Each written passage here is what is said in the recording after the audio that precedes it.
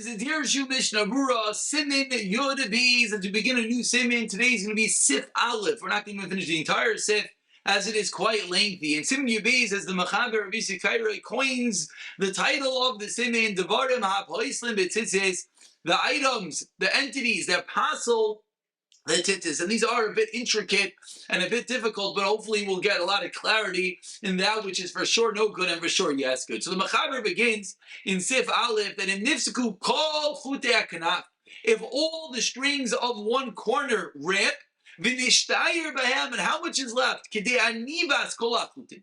The male to make an aniva, a slip knot around all the strings, hapsukim, b'yachad, when they're together, kosher, that's going to be kosher. So the minimum size of the tzitzis that are hanging are going to be the amount to make a slip knot around all the strings. If there's not that amount left, says the Ramah, they're going to be yanvud.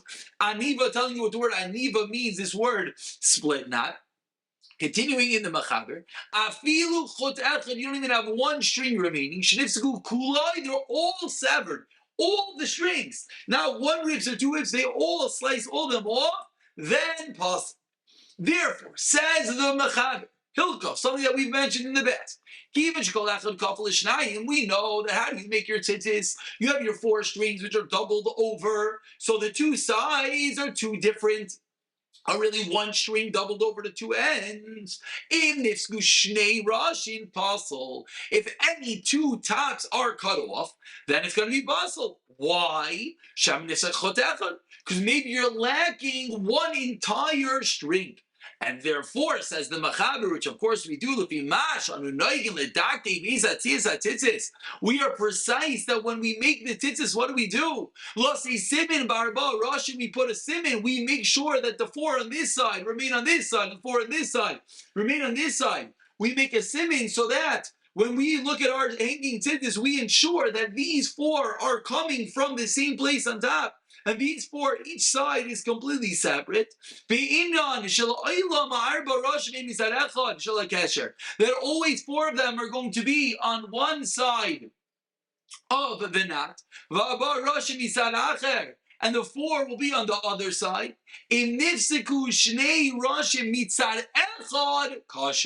So then what comes out, that if on one side of your tzitzis, two are severed, it's still going to be kosher. Why?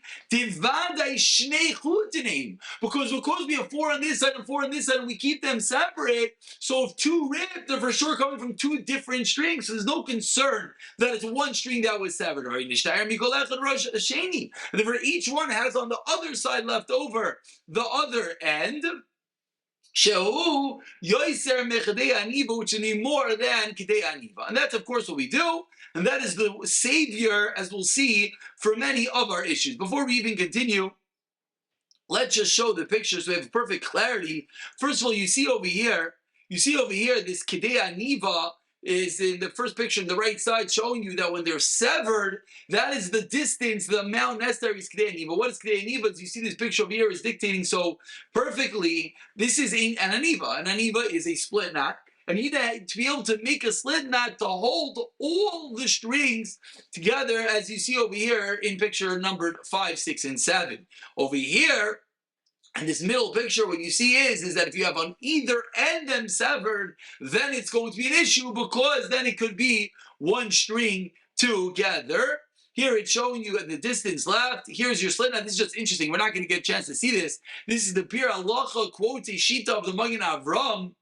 What is called Kedei Aniva? And the Magen Avram says it's the amount to hold all the strings. A slip knot to hold all the strings, but not together. Each one individual, and then you put the distance together. And as you see, the aniva, the minimum string, is going to be much larger according to this Magen Avram. Here you see, this is the way that we make our tzitzis, that when you make them, you ensure that four on this side remain, and the four on that side remain. What you do is you take the four ends, you tie in a little slip knot, so as you're creating them, you ensure they're on different sides. And therefore, as you see in the picture on the left side over here, what happens is if two of the ends are going to rip off, it's not going to be a problem, because you're vada going to have two different strings, and therefore all four sides are going to be complete. Says the Mishnah Berurah. Says the Mishnah Berurah Sivkot and Aleph. Nishtayir behen Pirush. B'kol echad min achot. Pirush b'kol echad min achot. And how much is left? We're having a little bit of issue over here. Says the Mishnah Berurah, how much is left of each of these strands? Says the Mishnah Berurah, Nishar las zeniva. You have left the amount to make an aniva shikar in shleif. L'chol achutin apsukim biyachad, all them together. B'm loy nifsku kulan, if they didn't all rip. Ta'ayim nishar las zeniva al apsukim. It's enough to make a distance to make an aniva on the remaining streams. Then it's going to be kosher. Then Tzitzis also living with an interesting chiddush. So it comes out that if you have your strings and you have on one side them ripped off, that's going to be fine. Why is that going to be fine? Because certainly on the other side you have the requisite amount. But says the Mishnah Berurah, if you want to untie these strings and put on a new bag and a new garment, that's going to be a problem. Why? Because that is called Avikil Chatzchila. And we saw that lichatchila you needed to be the distance of 12 guidelin, and therefore when you're creating a new baguette, that's the status of lichatchila, and therefore says the Mishnah Berurah, you would not be allowed to use the strings which are ripped. Continues the Mishnah Berurah that if one string entirely rips, shenisa kuloi sivkot and gimel, then it's going to be an issue. Ratzalaymar shebeshnei roshin on the two sides. Lo nishtayir k'dei aniva. If you don't have k'dei aniva left, even though the remaining strings are complete, but because one full string is severed, it is possible. Which of course we know, because as we learned 2 days ago, the size and the number of strings, the minimum amount, is extremely critical. Says the Mishnah Berurah, you have a little bit on one end, then a little bit on the other end, then you put them together, it's enough to make a slip knot. Yesh l'istapek, says Mishmur, we're not sure it's a suffix imani if that works. They are machmer. Let's say you're not sure. You didn't make the tzitzis like we said, tying all four on one side. And therefore now you're not sure if they're from one string or not. Suffix number one, maybe they're from separate strings, that it's okay. Suffix number two, maybe the two bits together equal an aniva, and that's okay. Maybe it goes together. He says, why? You need to have full tzitzis. He's mekel b'koinzeh in this last case. Venira says Mishnah Berurah, if one side has enough to make an aniva, but how much of an aniva? Not a real k'dei aniva, but an aniva to put all the strands together. An aniva for one string, says Mishnah Berurah, that we could be saimech on. So again, if you don't have the minimum quantity of a k'dei aniva to make a slip knot to hold all the strings, you can make a slip knot to hold one string. V'di'evet, says Mishmur, that's going to be okay. Says Mishmur, Sivkot the Dalet Apostle, I think one Siv Gimel. Very important. If one, as we'll see in the picture in a moment, if one string rips from the ikr, from the part on the beged, the hainu b'makom chiber can have the place it's attached. So very important that right here, these are the most critical parts, because one string here snaps, it's all over. Kosavata is a very logical thing. You should look, we learned that when you put on your tzitzis, you're supposed to check them, make sure they're kosher. Says the Taz, the Yerushalayim should ensure to check this area over here, should ensure to check the connection to the beged, because if there's a rib, that's going to be possible, and maybe we'll even add, as we saw that there are kulas, to not necessarily check if one is running late into davening, but perhaps this area, which could make it possible so quickly, it is something one has to be careful about. Shnei Rashin says and neither of them have a quantity of aniva left. If one of them do, that's enough. The two of them are ripped from one side. Maybe they're from one side. Because you were not medactic. Of course, what one should do is one should be careful when he makes it, as we saw, to keep the form for separate, and then you would not have this issue. Says the Mishnah Berurah, Sivkot and Zayin, Shema Nifsak, in this Gushnei Rosh Mitzad Echad, we said that if two rip on one side, it's going to be kosher. Says Mishnah Berurah, As we pointed out, if one side, if they're all ripped, but it's all on one side, the other side, and the other side is just K'dei Aniva a little bit, it's only if it fully severs one string. The other side has yoiser more than Kedei Aniva. So it sounds like if the other side is just the minimum quantity, it would not be enough. Lav Tavku. Sheila says Mishmura. And let's say the tzitzis ripped and you re-tied it. Does it enough? Can you fix the string? The string itself snipped in half. You want to take the end and you want to re-tie it on. Does that work? Says Mishnah Berurah of Concise Zayin Umaski Achronim the Dina Hachi as follows. If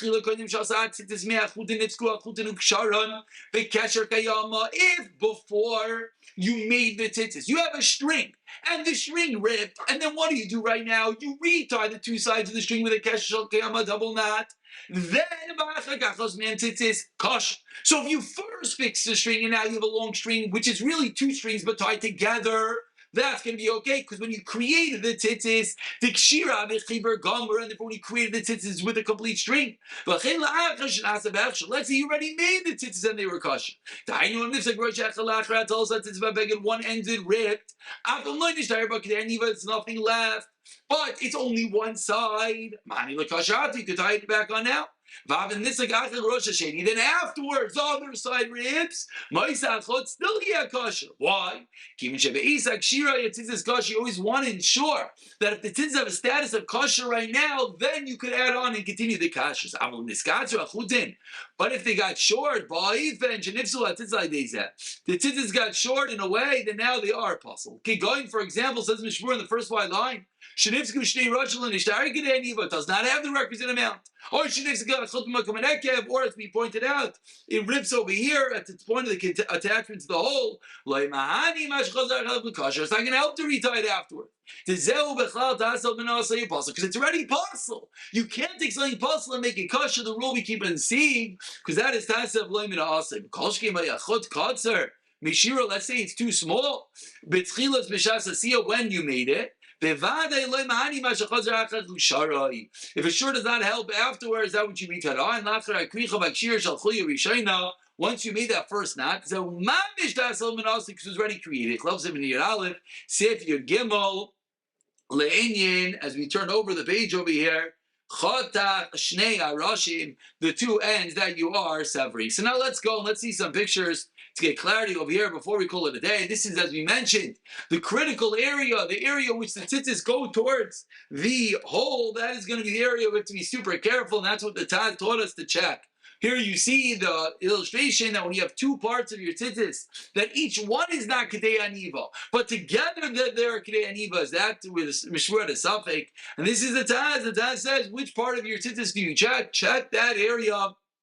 That is an area that can become bustle very, very quickly. Here you see on the left side that if the two halves, if one half is remaining Kedei Aniva, that is going to suffice. Here they're showing you that if the strings ripped before you created the tzitzis, and then what did you do? You went and you tied it together with a double knot when you created the tzitzis. That's going to be okay. However, if after it's already on, you then tied it on, then it's not going to help, as you see over here, because it was possible to bring Navishu Tassel Minahasoi.